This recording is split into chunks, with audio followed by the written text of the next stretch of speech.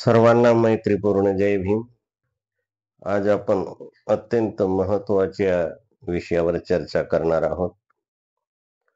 माझ्याकडे एक छोटीशी पुस्तिका आहे. नाव आहे ऐक्य. धम्मचारी विमल कीर्ती यांनी लिहिलेली आहे.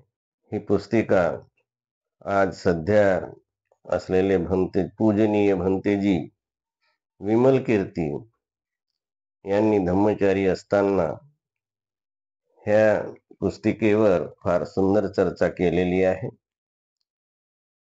सप्त अपरिहानीय धम्म.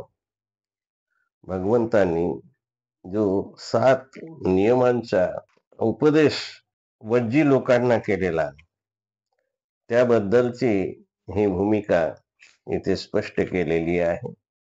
तर त्यावेळी भगवान बुद्ध राजगृहातील गृध्रकूट पर्वतावर विहार करीत होते.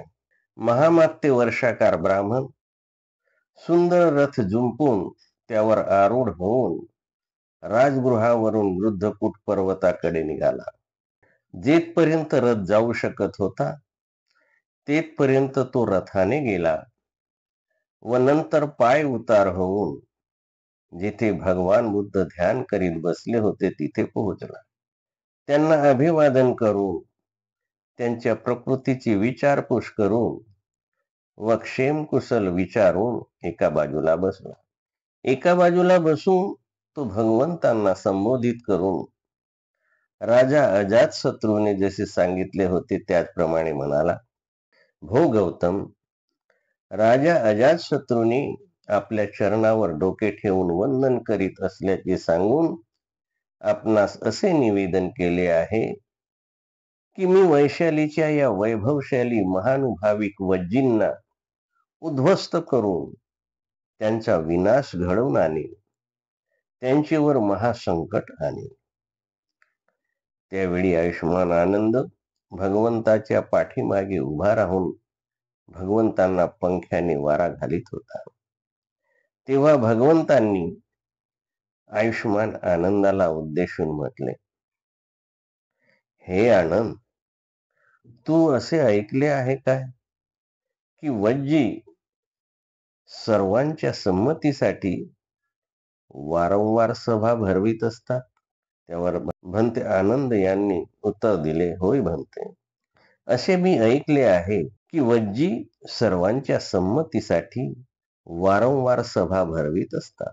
दुसरा प्रश्न, हे आनंद, जोपर्यंत वज्जी सर्वांच्या संमतीसाठी वारंवार सभा भरवीत असतात तोपर्यंत असे समज की त्यांची भरभराटच होईल, हानी होणार नाही.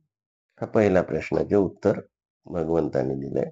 प्रश्न दुसरा, हे आनंद, जोपर्यंत वज्जी सर्वांच्या संमतीसाठी वारंवार सभा भरवीत असतात, वारंवार सभा भरवीत राहतील व एकोप्याने सभा संपवतील आणि एकोप्याने ठरलेले कर्तव्य पार पाडतील तोपर्यंत असे समज की त्यांची वृद्धीच होईल, हानी कधीही होणार नाही.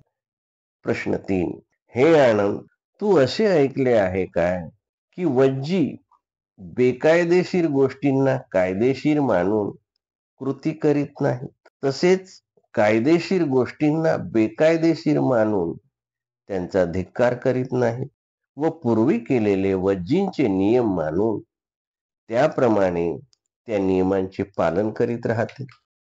आनंदाने उत्तर दिले, होय भंते, मी असेच ऐकलेले आहे.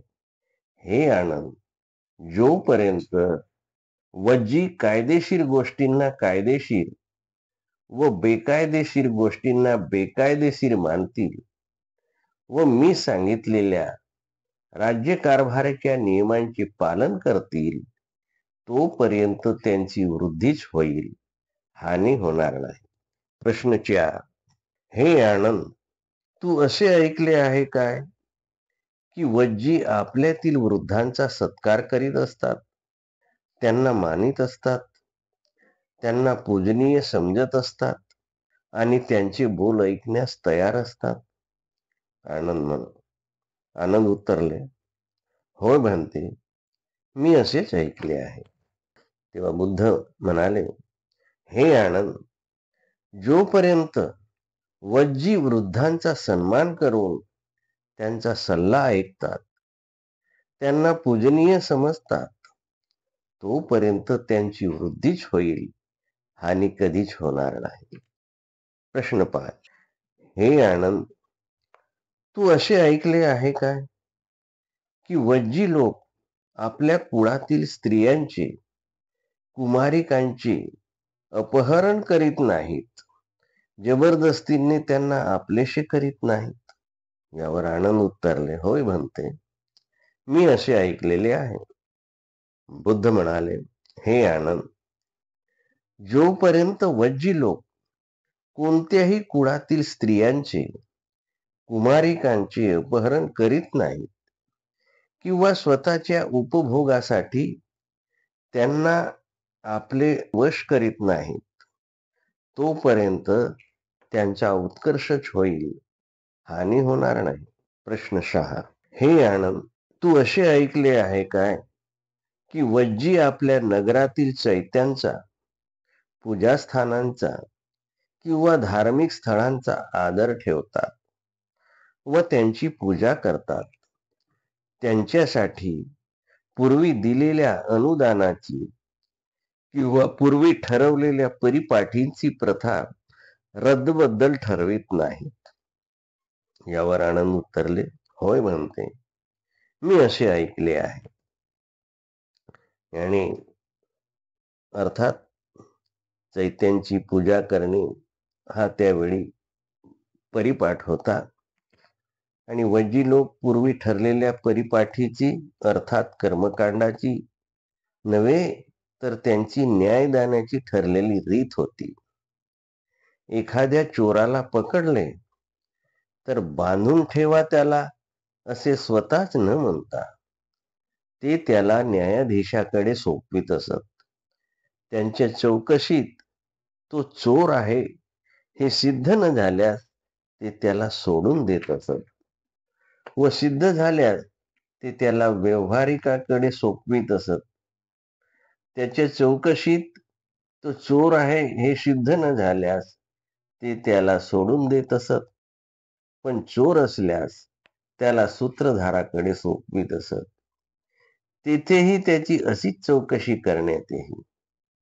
चोर असल्यास त्याला अष्टकुलिकाकडे, नंतर सेनापतीकडे, नंतर उपराजाकडे अर्थात गणपतीकडे आणि शेवटी राजाकडे सोपवले जात असे. म्हणजे कायद्याप्रमाणेच न्यायदान केले जात असे. आज आपली सिस्टम जशी आहे की खालच्या कोर्टाकडून सुप्रीम कोर्टापर्यंत जसा न्यायदानाची पद्धती आहे, त्याचप्रमाणे अर्थात ही पद्धती त्या काळामध्ये गणतंत्र, वैशालीच्या गणतंत्रात वापरली जात असे. प्रश्न 6.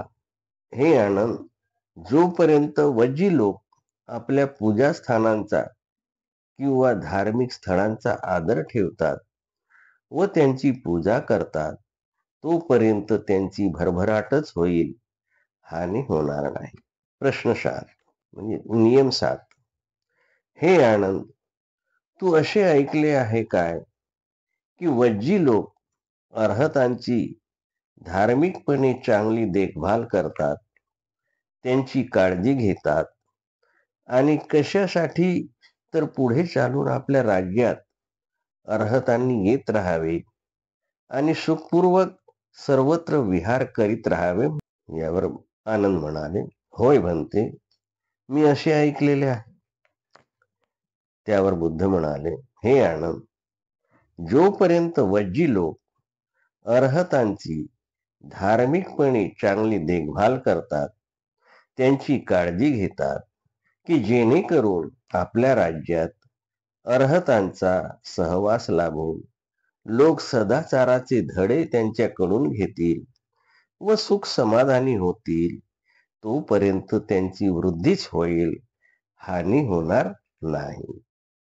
अशा रीतीने हे 7 अपरिहानीय धम्म, अपरिहानीय म्हणजे अविनाशी, अविनाशी धम्म, अविनाशी नियम, हे 7 नियम भगवंतांनी आनंदाला सांगितले आणि ते वर्षाकाराला उद्देशून यावर उत्तर दिले. वर्षाकाराचे एवढे बोलून भगवंतांनी वर्षाकार ब्राह्मणाकडे पाहिले आणि त्याला म्हणाले की हे ब्राह्मणा, एके समयी मी वैशाली नगरीतील सारंदद चैत्यामध्ये राहत असताना तेथे वज्जी लोकांना या 7 अपरिहानीय धर्माचा म्हणजेच अविनाशकारी तत्वांचा उपदेश केलेला होता.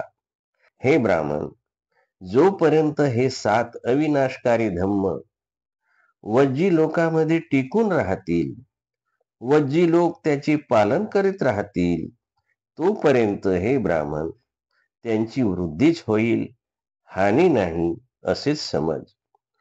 हे ऐकून वर्षाकार ब्राह्मण भगवंतांना म्हणाला, हे गौतमा, यातील केवळ एका जरी अपरिहानीय धम्माचे वज्जी लोकांनी पालन केले तरी त्यांची वृद्धीच होईल, त्यांची भरभराटच होईल, हानी होणार नाही. मग 7 अपरिहानीय धम्माच्या पालनाची गोष्टच कशाला? त्याने तर अजून दुधात साखर पडल्यासारखे होईल. अशा रीतीने बोलून वर्षाकार तिथून निघाला. म्हणाला, ठीक आहे भगवान, मी आता निघतोय. तेव्हा मगध राजाचा महामात्य वर्षाकार ब्राह्मण भगवंताच्या भाषणाचे अभिनंदन करून त्यांचे अनुमोदन करून आपल्या आसनावरून उठून निघून गेला. भगवंताची भेट घेऊन वर्षाकार ब्राह्मण राजा अजातशत्रूकडे गेला. राजाने त्याला विचारले, आचार्य, भगवंतांनी काय म्हटले? त्यावर झालेला वृत्तांत कथन करून वर्षाकार ब्राह्मण राजाला म्हणाला, महाराज, श्रमण गौतमाच्या सांगण्याप्रमाणे पाहता वज्जी लोकांना कोणत्याही प्रकारे जिंकणे शक्य दिसत नाही. मात्र लाचलुचपत देऊन आणि त्यांच्यात आपापसात फाटाफूट पाडून त्यांना जिंकता येईल.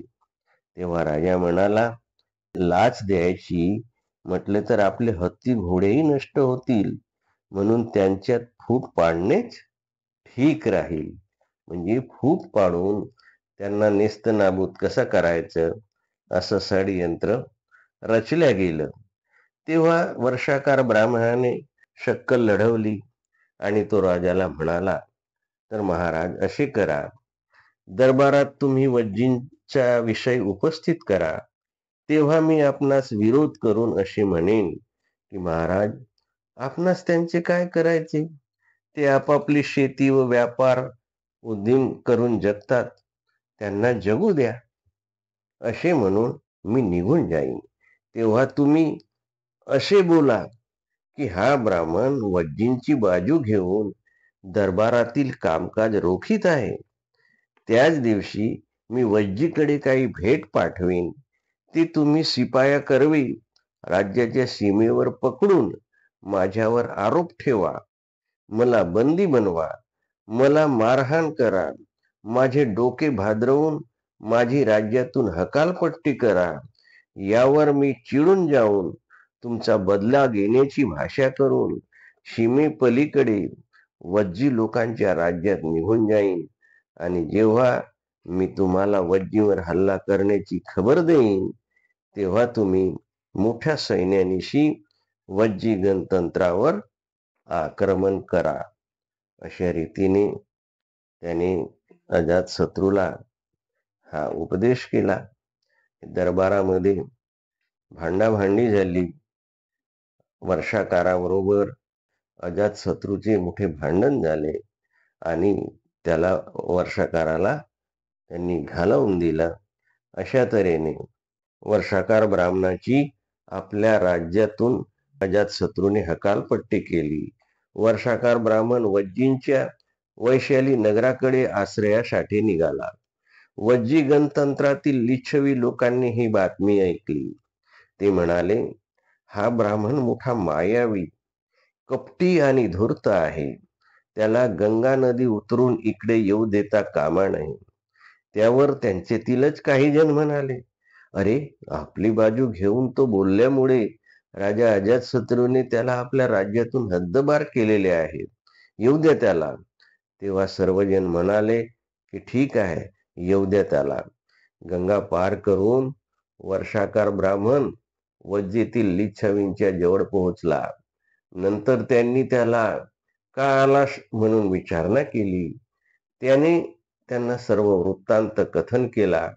त्यावर लिच्छवींनी शंका प्रदर्शित केली की एवढ्याशा गोष्टीसाठी एवढी मोठी शिक्षा देणे संयुक्तिक वाटत नाही. पण राजाची लहर म्हणून त्यांनी त्याकडे दुर्लक्ष केले. त्यांनी वर्षाकार ब्राह्मणाला विचारले की तेथे तुमचे काय पद होते. त्यावर तो म्हणाला, मी राज्याचा विनिश्चय महामात्य होतो. विनिश्चय महामात्य म्हणजे न्यायदानाचे काम करणारा न्यायाधीश. असे त्यांनी सांगितल्यावरून आमच्या राज्यातही तुझे तेच पद राहो असे म्हणून वज्जींच्या लिच्छवींनी त्याला आपल्या राज्यात सन्मानपूर्वक प्रवेश करू दिला. वर्षाकार ब्राह्मण न्यायदानात तरबेज होता, म्हणून वज्जी गणतंत्रातील लिच्छवी लोकांनी आपल्या राज्यात त्याला तेच पद देऊन सामावून घेतले. त्याने लवकरच वज्जीतील लिच्छवींचा विश्वास संपादन केला. त्यांच्या राजपुत्रांना शिक्षण देऊ लागला. आपल्या कौशल्याने त्याने सर्वांना जिंकून घेतले. अशा प्रकारे एकदा विश्वास संपादन केल्यानंतर त्याने त्यांच्यात फूट पाडण्याच्या आपल्या असली कामाला सुरुवात केली. घोडक्यातील एखाद्याला इतरापासून बाजूला नेई. तो त्याला हळू आवाजात विचारी, तू काय काम करतोस. तो सांगायचा, शेती करतो. 2 बैल जोडून करतोस काय. असे विचारल्यावर तो सांगायचा, होय, 2 बैल जोडून शेती करतो. बरं आहे ना. असे विचारल्यावर तो बरं आहे असे सांगायचा. मग पुन्हा घोडक्याजवळ येऊन तो त्या इस्माला तिथे सोडायचा आणि निघून जायचा. वर्षाकार ब्राह्मण निघून गेल्यावर घोडक्यातील कोणी त्या इस्माला विचारी, ब्राह्मण काय विचारित होता. त्यावर तो म्हणे, तो खरंच सांगायचा. जे विचारलं तेच सांगायचा. परंतु एवढी साधी गोष्ट विचारायला इतरापासून बाजूला नेण्याची काय गरज. अशी इतरांच्या मनात शंका यायची आणि तो इसम आपल्यापासून काहीतरी लपवतोय असे वाटून त्याच्याबद्दल गैरविश्वास निर्माण व्हायचा. दुसऱ्या एखाद्या प्रसंगी वर्षाकार ब्राह्मण अशाच प्रकारे कोणा एखाद्याला बाजूला घेऊन जायचा. आज काय जेवलास आणि निघून जायचा. इतरांनी त्याला काय विचारले म्हणून चौकशी केली आणि त्याने खरे काय ते सांगितले तरी त्याचा विश्वास न वाटून ते समजायचे की हा आपल्यापासून काहीतरी लपवतोय आणि त्याच्या मनात गैरविश्वास निर्माण व्हायचा. वर्षाकार ब्राह्मण आणखी कोणाला तरी असाच बाजूला घेऊन जायचा. फारच गरीब दिसतोस. तो चिडून विचारायचा, असं कोण म्हणतं. त्यावर तो अमुक अमुक म्हणत होता असं सांगून ब्राह्मण निघून जायचा. दुसऱ्या कोणाला अशीच बाजूला घेऊन जायचा. तू भेकड आहेस काय. त्याने जर असे विचारले की असं कोण म्हणतंय. असे विचारल्यावर तो अमुक अमुक म्हणतो असे सांगून ब्राह्मण निघून जात असे आणि मग त्या दोघात विनाकारण वैर निर्माण व्हायचे. अशा प्रकारे वर्षाकार ब्राह्मणाने वज्जी गंत्रातील सर्व लिच्छवी लोकात बेमनाब निर्माण करून भांडणे लावली आणि त्यांच्यात अशी पक्की फूट पाडली की कोणी एकमेकाचे तोंड पाहण्यास आणि मिळून मिसळून रस्त्याने जाण्यास सुद्धा तयार नसायचे. परस्पराविषयीच्या वैराचे विष जणू काही त्यांच्या अगदी नसानसात भिनले होते. त्यामुळे लिच्छवींच्या सार्वजनिक सभेच्या आयोजनाची वर्दी पिटवण्याचा नगारा जरी वाजला आणि दवंडी पिटवणाऱ्याने प्रथेप्रमाणे सर्वांना निमंत्रित जरी केले तरी हळूहळू कोणी जमेनासे झाले. म्हणजे त्यांचे एकत्र येणे आणि सभा घेणे बंद झाले. आपसामध्ये वैमनस्य निर्माण झाले. एकमेकाशी भांडू लागले आणि अशा तऱ्हेने वर्षाकाराने संपूर्ण लिच्छवी लोकांच्या मनामध्ये द्वेष निर्माण करून फूट पाडली आणि आपले कारस्थान त्यानं पूर्ण केले. हीच वेळ होती वज्जींच्या गणतंत्रावर आक्रमण करण्याची. वर्षाकार ब्राह्मणाने तात्काळ राजा अजातशत्रूला तसा गुप्त संदेश पाठवला. राजा भले मोठे सैन्य घेऊन निघाला. त्याच्या आक्रमणाची वार्ता तत्काळ वज्जींच्या राज्यात सर्वत्र पसरली. सार्वजनिक सभेची सन्निपात भेरी वाजवली गेली, परंतु कोणीच जमा झाले नाही. शत्रू तर आता गंगा नदी पार करण्याच्या बेतात होता. त्यामुळे प्रथेप्रमाणे वज्जेतील लिच्छवींनी शस्त्रसज्ज होऊन येण्याचे आवाहन केले गेले, पण व्यर्थ. कोणीच घराबाहेर पडले नाही. नगराचे दरवाजे सुद्धा कोणी बंद केले नाहीत. राजा अजातशत्रू खुल्या दरवाजातून वैशाली नगरात घुसला. येथेच कत्तल आणि लुटमार करून त्यांनी सर्व लिच्छवींना बर्बाद केले आणि वज्जींचे गणराज्य धुळीस मिळवले. ही घटना इसवी सनापूर्वी 483 ते 480 दरम्यान घडली. येथे विशेष लक्षात घेण्यासारखी गोष्ट म्हणजे गणतंत्राची राजधानी असलेले वैशाली शहर भगवान बुद्धांच्या फार आवडीचे शहर होते. त्यांनी आपल्या जीवनकाळातील अधिकांश वर्षावास या वैशाली नगरीतच केले होते आणि आपल्या धम्माचा अधिकांश उपदेश सुद्धा तेथेच केला होता.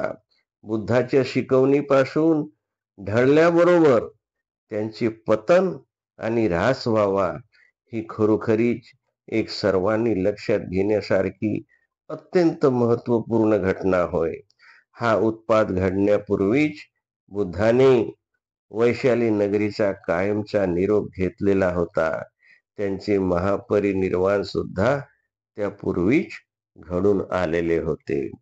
अशा रीतीने अजातशत्रूने वैशालीचा पराभव करून वज्जी लोकांवर स्वतःचे राज्य प्रस्थापित केलेले आहे. यानंतर या कथेपासून काय बोध घ्यावा यासाठी आपण दुसऱ्या पार्टमध्ये याचे विश्लेषण करूया.